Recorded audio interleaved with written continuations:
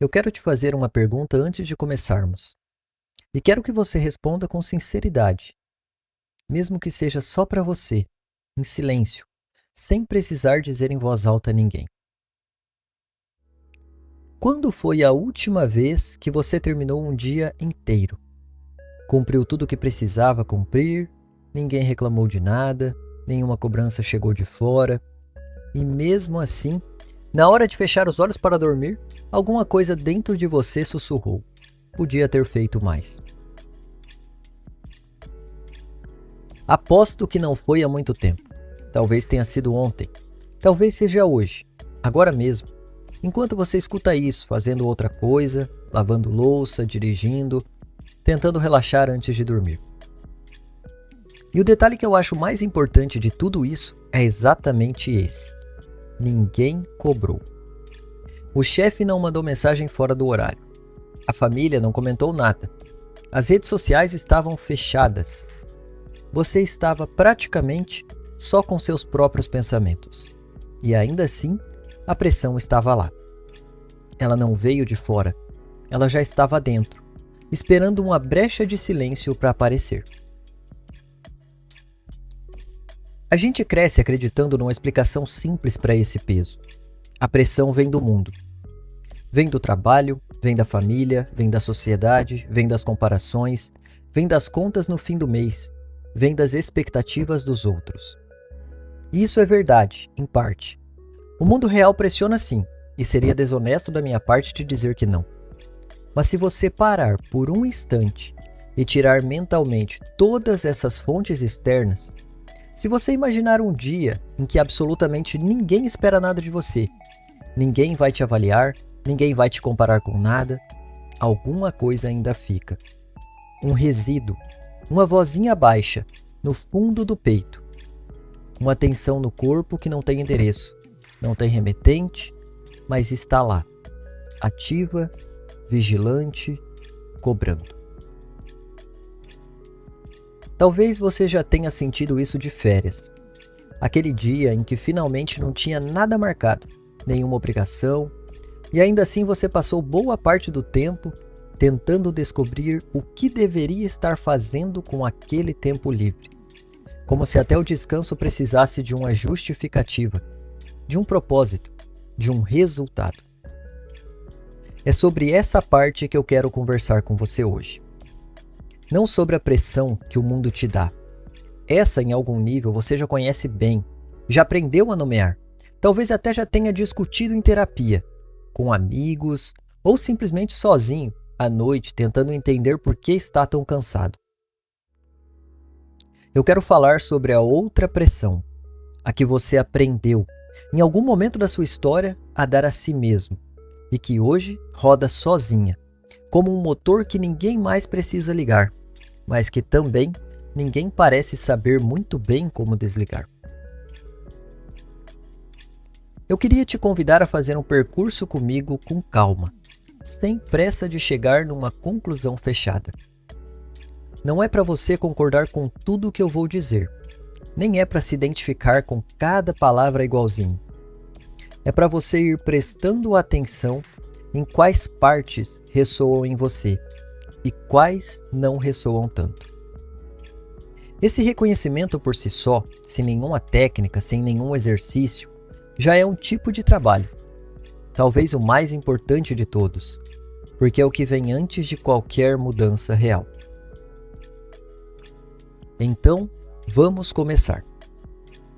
A primeira coisa que eu quero que a gente observe junto é o quanto a gente foi treinado a olhar para fora quando o assunto é pressão.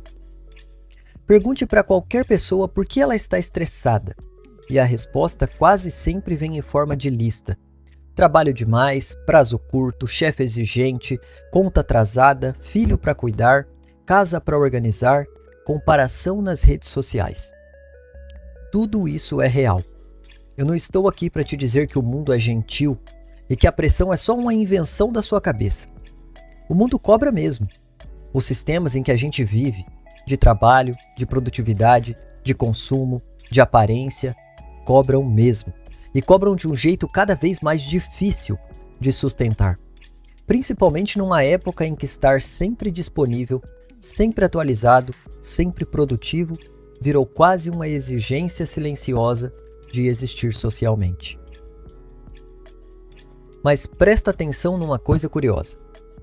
Tira o chefe de férias, tira o prazo, tira a tela do celular, coloca essa mesma pessoa numa praia deserta, sem internet, sem ninguém para avaliar nada, e em poucos dias, para muita gente, a inquietação volta.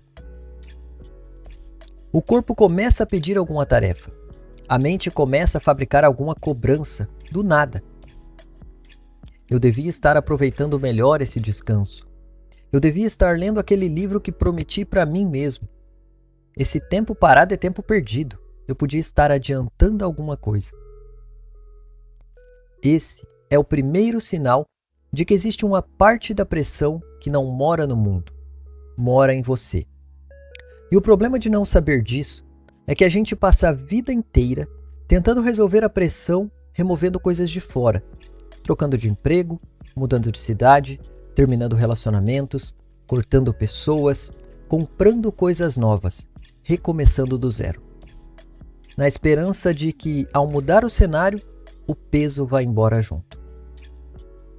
E às vezes, ele até alivia, por um tempo, porque trocar de cenário realmente remove parte da pressão real que estava ali. Mas cedo ou tarde, o peso de dentro volta, porque o motor da cobrança nunca esteve só no cenário. Estava em quem carregava o cenário consigo, de um lugar para o outro, como uma mala que a gente nem percebe que está levando. Então, de onde vem essa pressão que parece não ter dono, que aparece mesmo quando não tem ninguém olhando, mesmo quando não tem prazo, mesmo quando racionalmente você sabe que está tudo bem? Na maior parte das vezes, ela vem de muito antes da gente conseguir entender o que estava acontecendo. Vem da infância.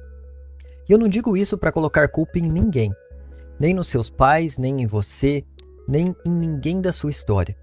Digo isso porque é literalmente assim que o sistema nervoso humano se forma, aprendendo na prática, no dia a dia, quais comportamentos garantem proximidade, cuidado e segurança, e quais comportamentos colocam essa segurança em risco. Se quando você era criança, o afeto que você recebia parecia estar ligado ao seu desempenho, elogios generosos quando tirava notas boas, silêncio ou crítica quando não correspondia, atenção e carinho quando estava se comportando do jeito certo, distância emocional quando saía da linha esperada. O seu sistema nervoso ainda em formação fez uma associação que parecia, na época, perfeitamente lógica e necessária. Meu valor depende do que eu faço.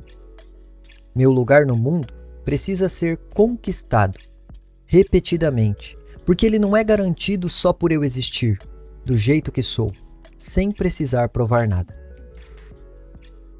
Isso não é fraqueza, não é exagero, nem fragilidade emocional, nem falta de gratidão por quem cuidou de você.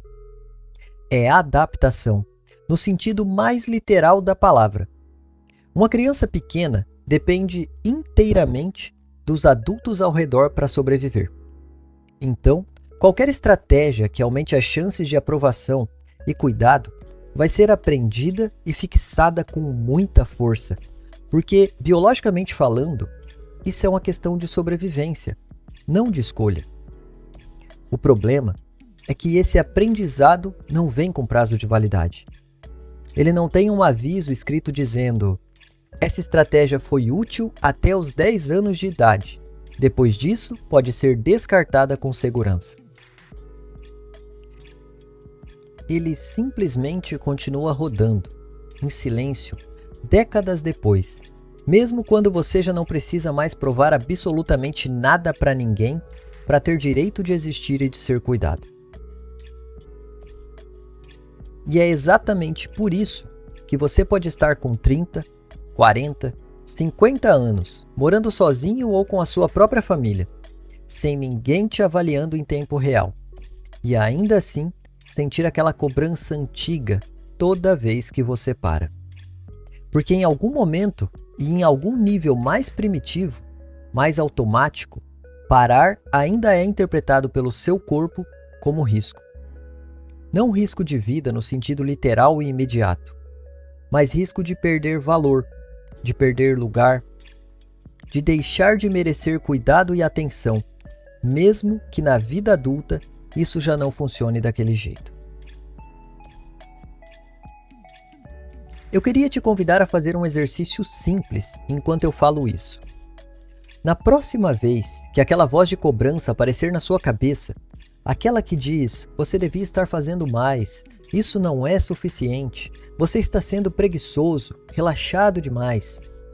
Eu queria que você se perguntasse, com curiosidade genuína, sem se julgar por isso.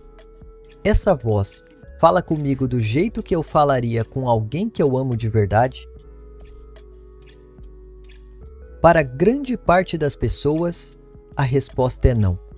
E isso é revelador, porque significa que essa voz não nasceu junto com você, do mesmo jeito que seus olhos ou sua altura. Ela foi aprendida, copiada, absorvida. Ela carrega a influência de alguém, um pai, uma mãe, um professor, um treinador, uma cultura inteira que valoriza produtividade acima de descanso, desempenho acima de presença, resultado acima de processo. Em algum momento da sua trajetória, você internalizou um padrão de exigência que não era originalmente seu e passou a repeti-lo internamente, com tanta naturalidade, com tanta repetição silenciosa, que hoje parece que é só você, puro e simples, falando com você mesmo. Mas pensa bem, se uma criança aprende a falar a língua que ouve em casa, sem nem perceber que está aprendendo, por que seria diferente com o jeito de se tratar internamente? A gente aprende a se relacionar consigo mesmo do jeito que aprendeu a se relacionar com o mundo ao redor. Se o ambiente em que você cresceu tratava erro como motivo de vergonha, hoje uma parte de você trata seu próprio erro como motivo de vergonha, automaticamente, sem nem precisar pensar.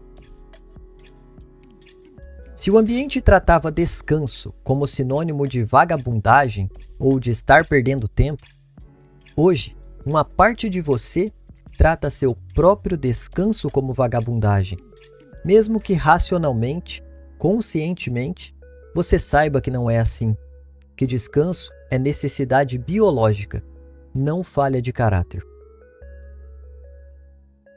Isso não significa que você está condenado a repetir esse padrão para sempre, como se fosse uma sentença definitiva. Significa que existe uma origem, um motivo, uma lógica interna por trás dessa voz. E que essa lógica pode, com o tempo, com atenção repetida e com cuidado, ser revisada, questionada, reescrita aos poucos. Mas a revisão só se torna possível depois que você reconhece que aquela voz não desceu do céu junto com você, pronta e definitiva. Ela foi construída, tijolo por tijolo, repetição por repetição. E o que foi construído com paciência também pode ser reconstruído. Tem um detalhe sobre o corpo que eu acho fundamental trazer aqui, porque ele explica por que essa pressão não é só um jeito de pensar, que basta decidir mudar de um dia para o outro com força de vontade. O sistema nervoso, quando aprende na infância que desempenho está diretamente ligado à segurança e ao afeto, não guarda essa informação só como uma ideia abstrata, arquivada em algum canto da memória. Ele guarda como um padrão de ativação fisiológica, concreto, corporal. Quer dizer, o corpo literalmente entra em estado de alerta. Coração mais acelerado, respiração mais curta e mais alta, músculos do pescoço e dos ombros mais tensos, sempre que alguma situação se parece, mesmo remotamente, com aquela sensação antiga de eu posso estar falhando e isso é perigoso de algum jeito. E aqui está o ponto-chave de tudo isso.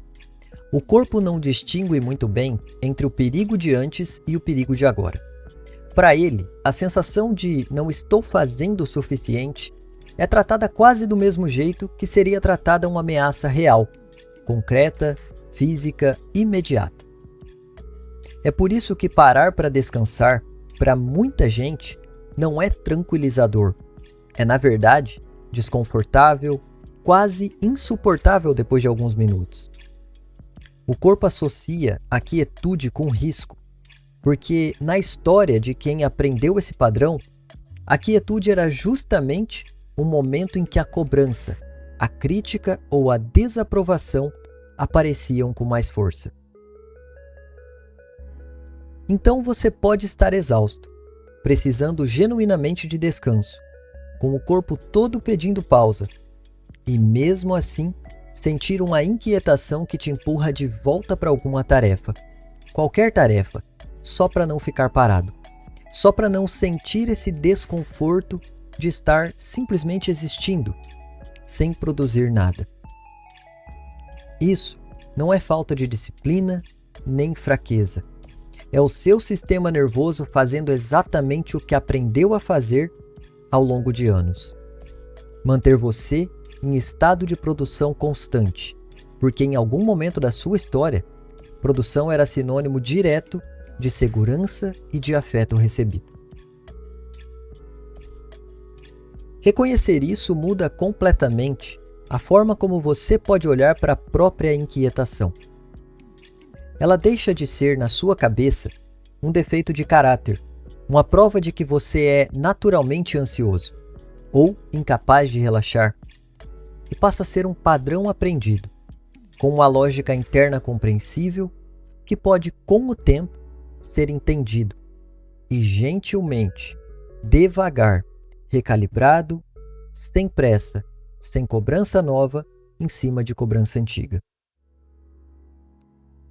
Uma das coisas mais difíceis nesse processo todo é que a nossa cultura confunde, com uma frequência impressionante inclusive, autocobrança crônica com disciplina e exaustão com comprometimento, como se cansaço fosse automaticamente prova de valor.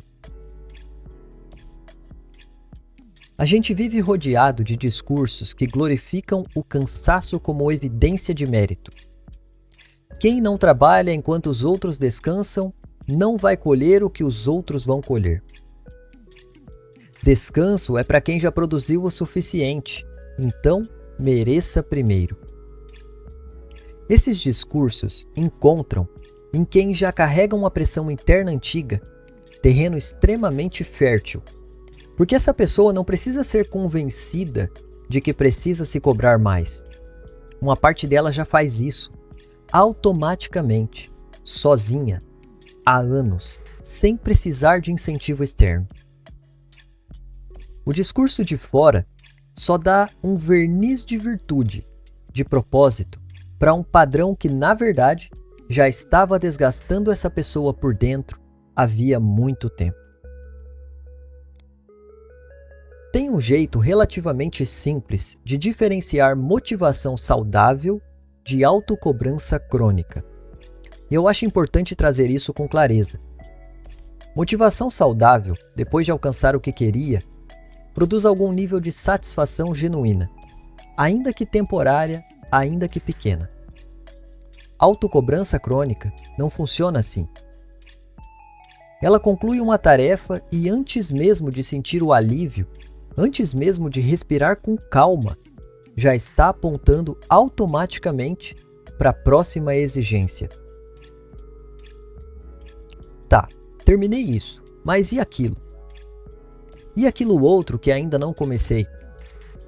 Não existe pausa para reconhecer o que foi feito, para sentir orgulho, para descansar dentro da própria conquista. Existe só a passagem automática, quase mecânica, para a próxima cobrança da lista. Se isso faz sentido para você, talvez seja interessante notar com calma sem se cobrar por essa observação também. Você já comemorou alguma conquista de verdade, inteiramente, sem já estar ao mesmo tempo pensando no próximo degrau, na próxima meta, no próximo e agora? Ou cada conquista para você dura só o tempo necessário para virar combustível para mais uma exigência, sem nunca virar de fato descanso? Eu não quero de jeito nenhum que esse vídeo te deixe com a impressão de que toda pressão que você sente é coisa da sua cabeça, e que o mundo na verdade é inofensivo, gentil, neutro. Isso seria injusto, simplista e, sinceramente, um pouco cruel com tudo o que você de fato enfrenta no dia a dia. As exigências do trabalho moderno são reais. A insegurança econômica é real. A comparação constante que as redes sociais alimentam minuto a minuto é real. Pessoas sofrem pressão genuína, vinda de fora todos os dias, e isso merece ser nomeado e validado, não minimizado. O que eu quero trazer aqui é outra camada, que normalmente passa despercebida no meio de tanta cobrança visível. A pressão externa não cai num vazio neutro. Ela cai sobre um sistema nervoso que já tem, ou não tem, uma predisposição a amplificar aquilo que recebe de fora. É por isso que duas pessoas podem viver exatamente a mesma cobrança no trabalho, o mesmo prazo apertado, a mesma reunião difícil, o mesmo comentário ríspido de um superior.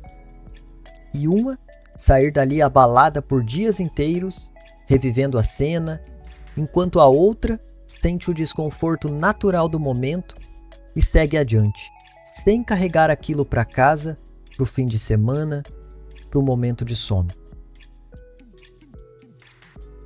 A diferença não está necessariamente em quem é mais forte ou mais fraco, mais resiliente ou mais sensível.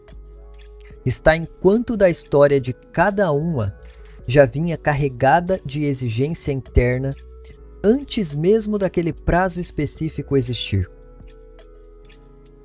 A pressão de fora encontra a pressão de dentro, e as duas se somam, se multiplicam, criam um peso final que parece todo vindo do mundo, mas que na verdade é só parcialmente externo, e a outra metade é eco antigo, reverberando.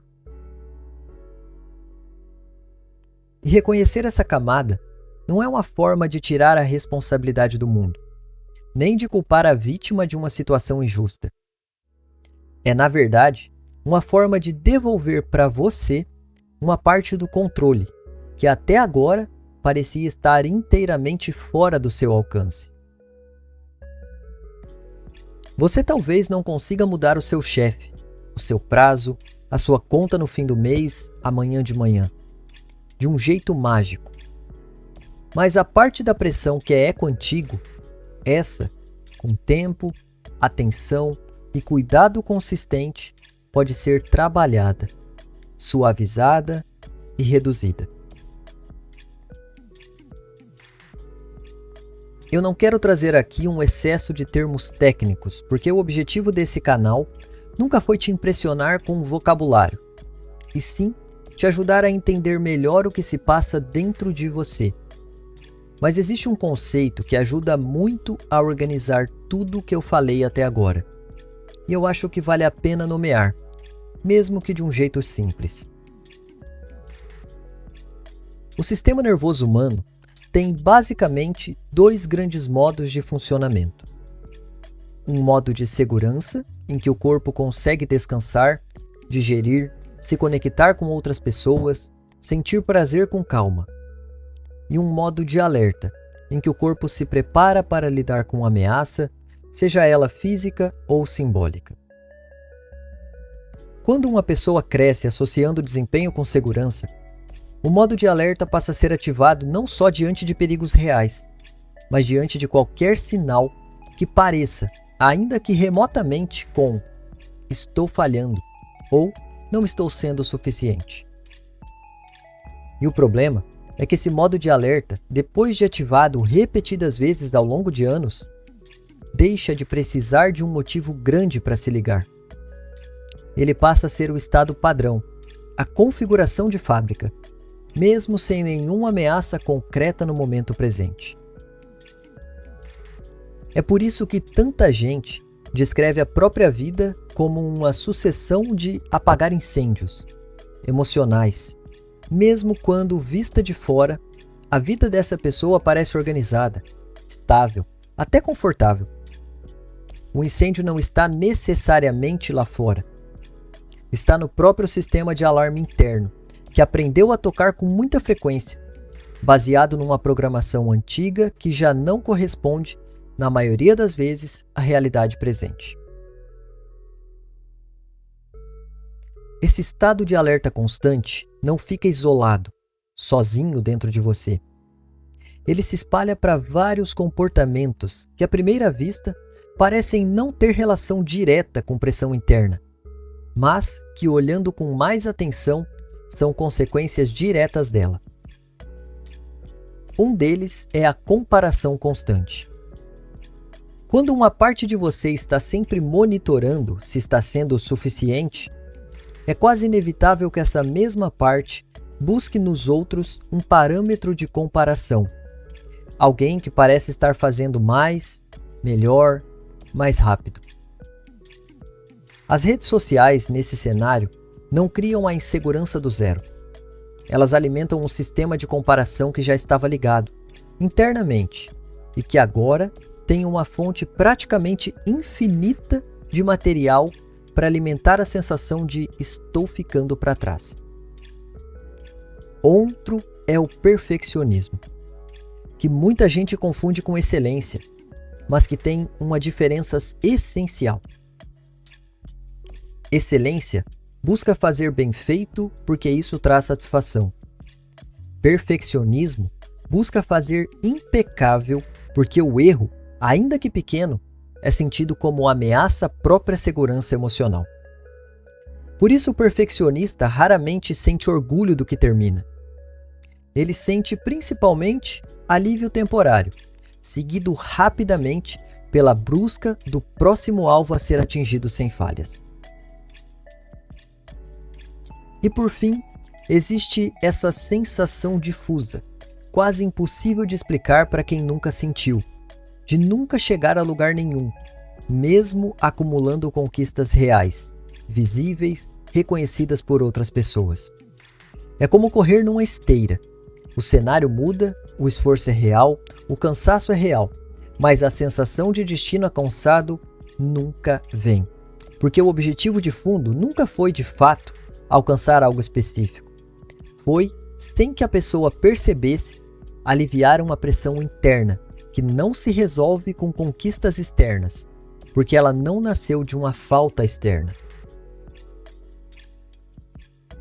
E esse preço é alto, mesmo quando de fora tudo isso parece só produtividade admirável ou alguém muito dedicado. Quem carrega pressão em dobro, a de fora mais a de dentro, somadas, multiplicadas, costuma viver num estado de alerta quase constante, mesmo quando objetivamente não há nenhum perigo imediato. Isso desgasta o corpo de um jeito silencioso e cumulativo. Sono que não restaura de verdade, por mais horas que dure. Irritabilidade sem motivo claro, que surpreende a própria pessoa. Dificuldade de relaxar mesmo em momentos de lazer planejado, pago, esperado com ansiedade a semana inteira. Uma sensação difusa de estar sempre devendo alguma coisa a alguém, sem saber exatamente a quem nem o que. E talvez o custo mais doloroso de todos seja esse: a incapacidade de simplesmente estar presente. Porque uma mente que está sempre calculando se está fazendo o suficiente, não consegue, ao mesmo tempo, estar inteira numa conversa, num jantar em família, num momento de afeto com alguém importante. Ela está ali, fisicamente, com o corpo sentado à mesa, mas uma parte significativa dela ainda está calculando a próxima cobrança, revisando o que já foi feito, antecipando o que ainda falta. E as pessoas ao redor sentem isso, mesmo sem saber nomear exatamente o que sentem. Sentem que mesmo presente, você não está totalmente lá, totalmente disponível, totalmente acessível. Eu acho importante dizer isso com clareza, sem dramatizar, mas também sem suavizar demais, porque às vezes a gente só percebe o tamanho real do problema quando entende o que ele está custando. Não só em cansaço físico, mas em presença, em vínculo, em capacidade de sentir de fato que a própria vida está sendo vivida, e não só administrada, gerida, cumprida como uma lista interminável de tarefas. Eu quero agora te deixar com algumas perguntas. Não para você responder rápido, com a primeira frase pronta que vier à cabeça só para resolver e seguir adiante. Para você sentar com elas um pouco, com desconforto mesmo, se for o caso.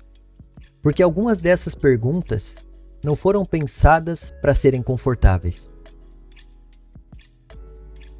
Se eu te perguntasse agora, quanto da pressão que você sente hoje é realmente de hoje? É desse momento específico, dessa fase, dessa situação concreta da sua vida? E quanto é eco de uma exigência antiga, que no fundo já não existe mais, que já não tem ninguém cobrando do outro lado? Você saberia separar com sinceridade uma coisa da outra? Ou tudo isso na sua cabeça ainda parece como um bloco só, indistinto, simplesmente chamado estresse? De quem é a voz que cobra você toda vez que você precisa parar para descansar? Ela tem o tom de alguém específico, de algum jeito de falar que você reconheceria se ouvisse de novo? Ela soa como algum adulto importante da sua infância? Ela soa como uma frase que você ouviu repetidas vezes, em momentos diferentes, em contextos diferentes, até virar automática, até virar sua, como se sempre tivesse sido sua, de origem? O que você estaria tentando provar, e para quem exatamente, se não houvesse absolutamente ninguém olhando, nenhuma audiência, nenhuma comparação possível, nenhuma pessoa específica para impressionar com seus resultados? Sem essa audiência toda, o que sobraria do seu esforço diário? Você continuaria se cobrando do mesmo jeito intenso, na mesma frequência?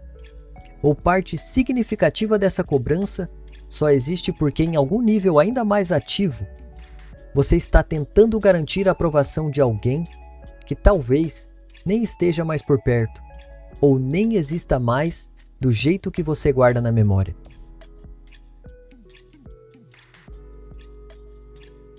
Você consegue, neste momento, recordar de uma situação recente em que descansou de verdade, sem culpa nenhuma no meio do processo?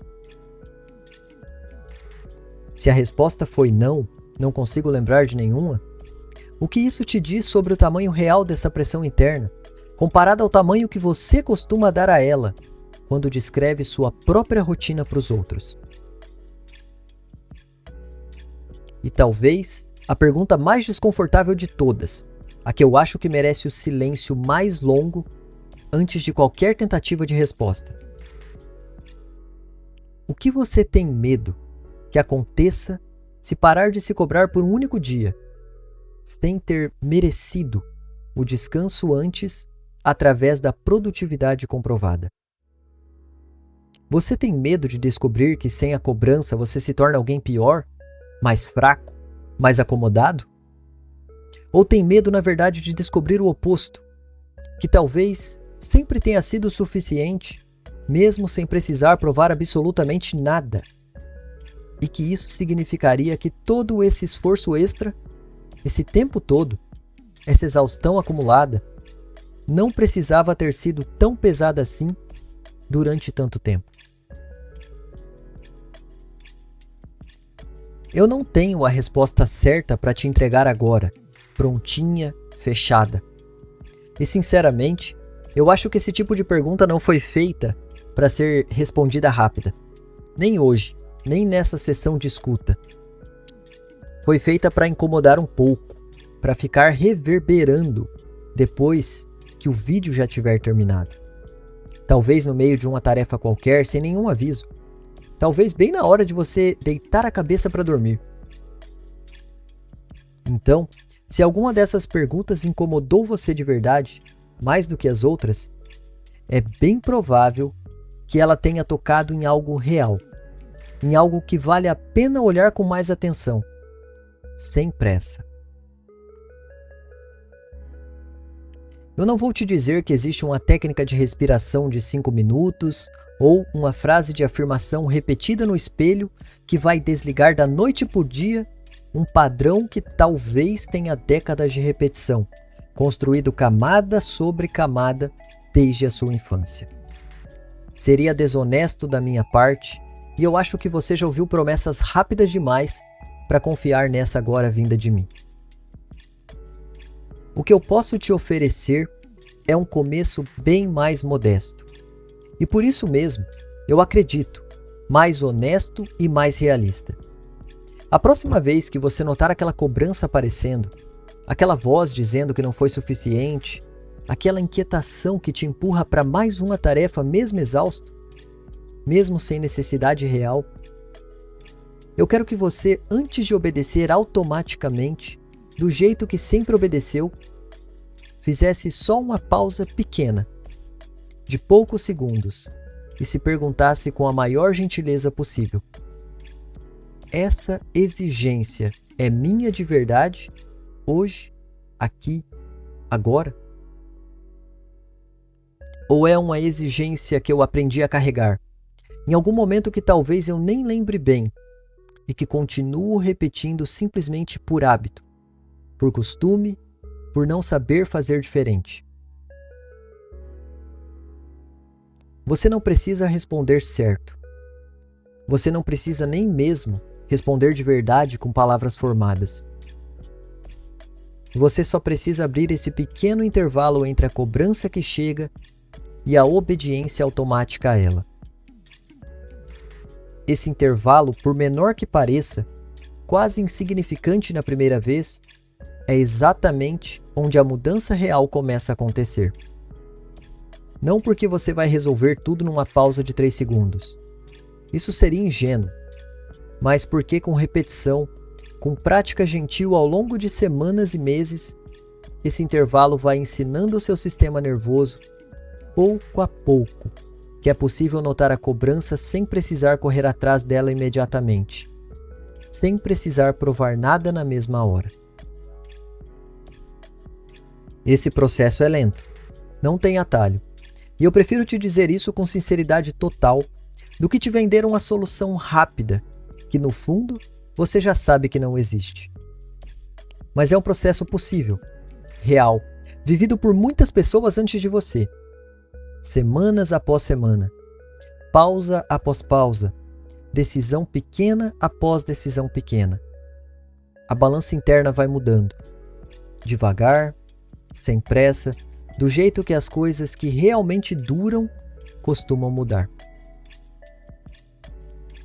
E se ao longo desses minutos alguma coisa aqui fez sentido para você, se alguma frase tocou em algo que você já sentia há tempos, mas não tinha conseguido nomear com tanta clareza, eu acho que isso já é por si só um movimento importante, mesmo que pareça pequeno demais para contar como progresso.